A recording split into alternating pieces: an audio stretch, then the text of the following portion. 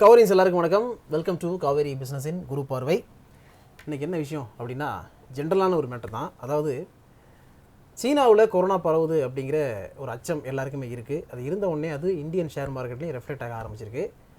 பயங்கரமாக இறங்கிக்கிட்டு இருக்குது. இப்படி இறங்கிக்கிட்டு இருக்கும்பொழுது நிறைய பேருக்கு இருக்கிற ஒரு கேள்வி என்னென்னா, கிடைச்ச வரைக்கும் லாபம்னு சொல்லிட்டு ப்ராஃபிட் புக் பண்ணிட்டு விற்றுட்டு போயிடலாமா, இல்லை கண்டினியூ பண்ணலாமா அப்படின்னு நிறைய பேர் கேள்வி இருக்குது. என்கிட்டே ஃபோன் பண்ணி நிறைய பேர் சுற்றி இருக்க நண்பர்கள்லாம் கேட்டுருந்தாங்க.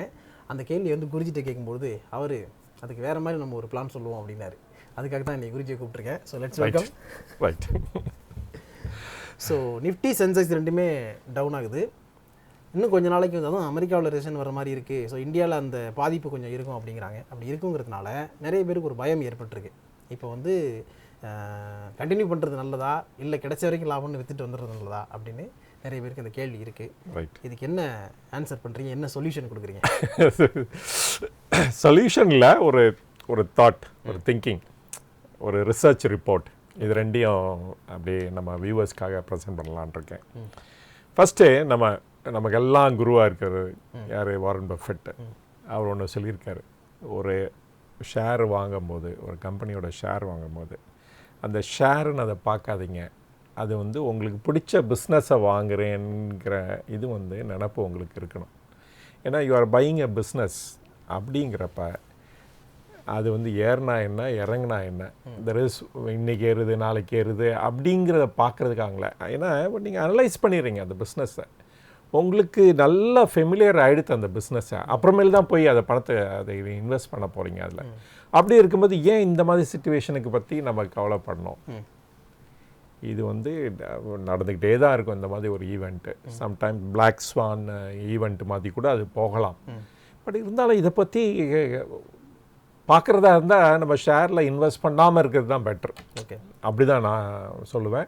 ஏன்னா அது வாரன் பஃபெட் சொன்னது எனக்கு ஒரு ஆணித்தரமாக அது பதிஞ்சிருச்சுன்னு தான் சொல்லுவேன் நான்.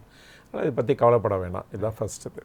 செகண்ட் ஒரு இன்ட்ரெஸ்டிங் ஒரு ரிசர்ச் ரிப்போர்ட்டு நம்ம கூட நம்ம வியூவர்ஸுக்காக அதை அட்டாச் பண்ணுவோம். அவங்களும் அதை படிக்கட்டும், அந்த ரிசர்ச் ரிப்போர்ட். ஓகே. இப்போ வேர்ல்ட் கப் எல்லாத்துக்கும் ஃபெமிலியராக இருக்கும். ஏன்னா இப்போ தான் ஃபுட்பால் வேர்ல்ட் கப் இப்போ தான் முடிஞ்சிச்சு. அதில் எப்படி ஜெயித்தாங்க அர்ஜென்டினான்னு பார்த்தீங்கன்னா 3 கோல் போட்டாங்க, ஃபீல்ட் கோல்டு. அவங்களும் ஃப்ரான்ஸும் 3 கோல் போட்டாங்க. ஆனால் வின் பண்ணது பார்த்தா பெனல்ட்டி மூலமாக தான் வின் பண்ணாங்க. இதுக்கு ஒரு ரிசர்ச் பண்ணாங்க. வேர்ல்டு கப் எல்லாத்தையும் எடுத்து பார்த்துட்டு பெனல்ட்டி ஸ்ட்ரோக்கு மூலமாக எப்படி வின் பண்ணியிருக்காங்கன்னு ஒரு ரிசர்ச் அனலைஸ் பண்ணாங்க. அதில் அனலைஸ் பண்ணி பார்த்தோம்னா ஒரு இன்ட்ரெஸ்டிங் ஸ்டாட்டிஸ்டிக்ஸ் ஒன்று வந்துச்சு. ஓகே. அதாவது 43% கோல் கீப்பர் லெஃப்ட் சைடில் ஜம்ப் பண்ணியிருக்காரு. Okay. 44% of the time right சைடில் ஜம்ப் பண்ணியிருக்காரு கோலை சேவ் பண்ணோன்ட்டு. ஆனால் 6 டைம்ஸ் மட்டும்தான் அப்படி சென்ட்ரலாகவே நின்றுட்டு இருந்திருக்காரு. ஓகே. தட் இஸ் லெஃப்ட் சைடில் பண்ணும்போதோ ரைட் சைடில் ஜம்ப் பண்ணும்போதோ இந்த கோல் கீப்பரோட லெஃப்டாக ரைட்டாக பண்ணும்போது அவர் ஏதோ ஒரு சம்திங் பண்ணுறாரு.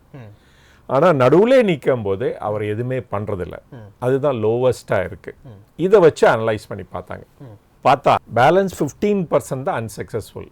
எய்தர் கோல் கீப்பர் லெஃப்டில் ஜம்ப் பண்ணுறாரு, இல்லாட்டா ரைட்டில் ஜம்ப் பண்ணுறாரு, ஆனால் கோல் அதர் சைடில் அடிச்சிருக்காங்க. ஓகே. இல்லாட்டா கோலை வெளியே அடிச்சிருக்காங்க. இந்த மாதிரி தான் இருக்குது. இப்போ இன்னொரு இன்ட்ரெஸ்டிங் ஸ்டாட்டிஸ்டிக்ஸ் பார்க்கலாம், ரொம்ப இம்பார்ட்டன்ட். இவர் கோல், அதாவது பெனல்ட்டியை தடுத்தப்ப 14 டைம்ஸ் லெஃப்ட் சைடில் பண்ணியிருக்காரு, 13 டைம்ஸ் ரைட்டில் பண்ணியிருக்காரு.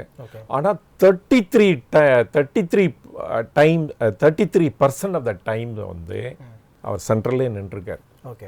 இதுலேருந்து என்ன தெரியுதுன்னா, சென்டரில் நிற்கும் போது தான் நீங்கள் நிறைய கோலை தடுக்க முடியுது கோல் கீப்பராக.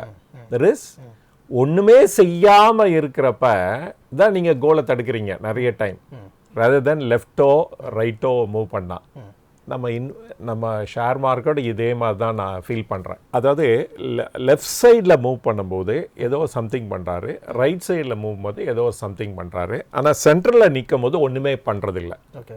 அதாவது ஒன்றுமே பண்ணல அப்படின்னா இந்த கோல் கீப்பருக்கே ஒரு விதமாவது என்ன பேசாமல் இருக்கோமே அப்படின்னு நினைக்க தோணுது அவருக்கு.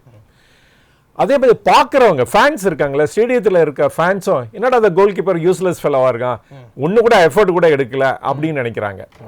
அந்த டீம் மேனேஜராக இருக்கட்டும், இல்லாட்டா அந்த கிளப் ஓன் பண்ணுறவங்க கூட எல்லாருமே இந்த கோல் கீப்பர் வந்து வேஸ்ட்டுடா, அவன் சும்மா இருக்கிறான், லெஃப்ட் சைடில் குதிச்சிருக்கலாம் இல்லை ரைட் சைடில் குதிச்சிருக்கலாம், சேவ் பண்ணியிருக்கலாம் அப்படின்னு நினைக்கிறாங்க.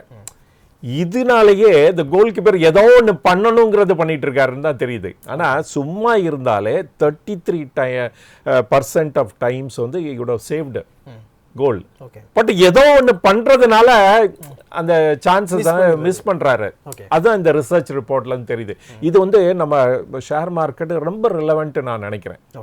ஏன் அப்படின்னா இங்கே பாருங்க, ஏதாவது ஒன்று பண்ணணும், ஏன்னா அவன் பண்ணுறான் இவன் பண்ணுறான், there is a fear of missing out மாதிரி.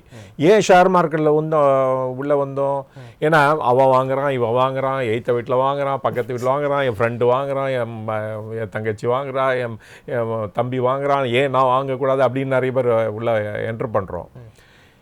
அதே மாதிரி இப்போ அவன் விற்கிறான் இவன் விற்கிறான், இவன் புக் பண்ணிட்டான் ப்ராஃபிட்டு, நாளைக்கு இதோட கீழே போயிடுமா, இந்த ஃபியர், இந்த எமோஷன் தான் ட்ரைவ் பண்ணுது ஷேர் மார்க்கெட்டை. அதனால பெட்டர் வாட்ச் அவுட்டு. சும்மா இருக்கிறது டெஃபினட்டாக கோலை வந்து நிறைய சேவ் பண்ணுறதுக்கு இன்னும் சான்சஸ் இருக்கு. அதே மாதிரி ஷேர் மார்க்கெட்டில் இப்போ சும்மா இருங்க, அப்படியே வாங்குறதா இருந்தால் கீழே போயிட்டே இருக்கும்போது இன்னும் வாங்கலாம். நம்ம நிறைய நல்ல ஸ்டாக்ஸ்லாம் நல்ல ப்ரைஸில் கிடைக்கும் டெஃபினட்டாக. ஒரு 10 years இது ஸ்டாட்டிஸ்டிக்ஸ் எடுத்து பாருங்க. எதர் இந்தியன் மார்க்கெட்டாக இருக்கணும், US market is given 8% return and Indian market is given 14% return. சும்மா இருந்தாலே 2010லேருந்து 2020 வரைக்கும் போட்டோம்னா, அப்போ எது கரெக்டு, சும்மா இருக்கிறது தான் பெட்ரு. இந்த ரிசர்ச் ரிப்போர்ட் நீங்களையும் படிச்சு பாருங்க, ரொம்ப இன்ட்ரெஸ்டிங்காக தான் இருக்குது. இது ஒரு ஐ ஓப்பனர் தான் நான் ஃபீல் பண்ணுறேன். ஸோ டெஃபினட்டாக வந்து எல்லாரும் பார்க்க வேண்டிய ரிப்போர்ட்டு. அது ஒரு சின்ன ரிப்போர்ட்டு தான், இருந்தாலும் நல்லா இருக்குது. அதை நான் படித்ததை I want to share it. Okay sir. So சும்மா இருக்கிறது தான் பெட்டர் அப்படின்னு வந்து குருஜி சொல்லியிருக்காரு. நீங்கள் வந்து இன்வெஸ்ட் பண்ணிவிட்டு இந்த டைமில் வந்து சும்மா இருங்க அப்படிங்கிறத சொல்ல வர்றாரு. ஓகேவா? அதுக்காக வந்து வீடியோ பார்க்காம இருக்கணும், சப்ஸ்கிரைப் பண்ணாமல் இருக்கணும், அப்படி சும்மா இருக்கணும்னு கிடையாது. அதனால் நிறைய பேர் வந்து வீடியோ பார்த்துக்கிட்டு என்ன பண்ணுறீங்க, சப்ஸ்கிரைப் பண்ணாமல் இருக்கீங்க. ஸோ சப்ஸ்கிரைப் பண்ணுங்கள். சப்ஸ்கிரைப் பண்ணிவிட்டு அந்த பெல் ஐக்கானை அழைச்சி விடுங்க. அதுக்கப்புறம் நீங்கள் ஆவலோட எதிர்பார்த்துக்கிட்டு இருந்தால் கேட்டுக்கிட்டு இருந்தால் அந்த ஜாயின் பட்டனை நாங்கள் இன்ட்ரடியூஸ் பண்ணிட்டோம். ஸோ யாரெல்லாம் வந்து ரொம்ப இன்ட்ரெஸ்டடாக இருக்கிறீங்களோ கண்டிப்பாக ஜாயின் பண்ணலாம். ஜாயின் பண்ணிங்கன்னா கூடிய சீக்கிரம் மியூச்சுவல் ஃபண்ட் மட்டும் இல்லாமல் இன்னும் சில வீடியோக்களையும் அது சம்மந்தமாக போடுறதுக்கு நாங்கள் வந்து பிளானில் இருக்கோம். சில எக்ஸ்பர்ட்லாம் கூப்பிட்டு வர போகிறோம். ஸோ அதான் வந்து டார்கெட்டாக இருக்குது. அதனால் இமீடியட்டாக ஜாயின் பண்ணுங்கள். ஓகே, ஸோ மறக்காமல் ஜாயின் பட்டன் அழுத்தி ஜாயின் பண்ணிடுங்க. அண்ட் வந்து குருஜி ரொம்ப நாளாக கேள்வியே கேட்காம இருக்கிறாரு. இன்னைக்கு ஏதாவது கேள்வி வச்சுருக்கீங்களா? சும்மா இருக்கிறோம். டெஃபினட்டாக ஒரு கொஸ்டின், ஒரு நல்ல இம்பார்ட்டன்ட் கொஸ்டின், நல்லா இன்ட்ரெஸ்டிங் கொஸ்டின் ஆல்சோ நான் நினைக்கிறேன். அது மாதிரி ஏன்னா இந்த கம்பெனியை ஆரம்பித்தது வந்து ராஜஸ்தானில் ஆரம்பித்தார். ஓகே, அவர் உங்கள் பையன் பொண்ணு 2 பேர் பேர்லேயும் ஒரு கம்பெனி ஆரம்பித்தார். ஓகே, ஸோ அந்த கம்பெனியும் இன்றைக்கி வந்து லிஸ்டட் கம்பெனி. இவங்க வந்து எந்த ஏரியாவில் இருக்காங்க அப்படின்னா ஃபுட் ப்ராடக்ட்ஸ்ன்னு சொல்லலாம். ஓகே, இவங்க வந்து என்ன மெயின் ஆக்டிவிட்டி என்ன பண்ணுறாங்கன்னா மல்டிநேஷ்னல் கம்பெனிக்காக இந்தியாவில் ஒர்க் பண்ணுறாங்க. ஓகே, இவங்க வந்து த்ரூ அவுட் இந்தியாவில் இருக்காங்க. இவங்க இல்லாத மாநிலமே கிடையாது, எல்லா இடத்துலையும் இருக்காங்க. எல்லா ஸ்டேட்டு, யூனியன் டெரிட்டரி எல்லாமே இருக்கிறாங்க.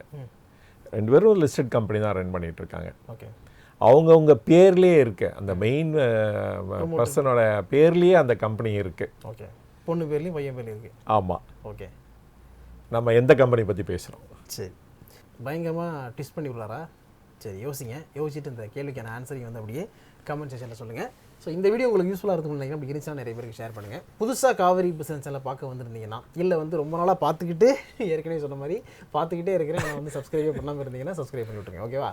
அடுத்த வீடியோவில் மீட் பண்ணலாம். நன்றி, வணக்கம். தேங்க்யூ.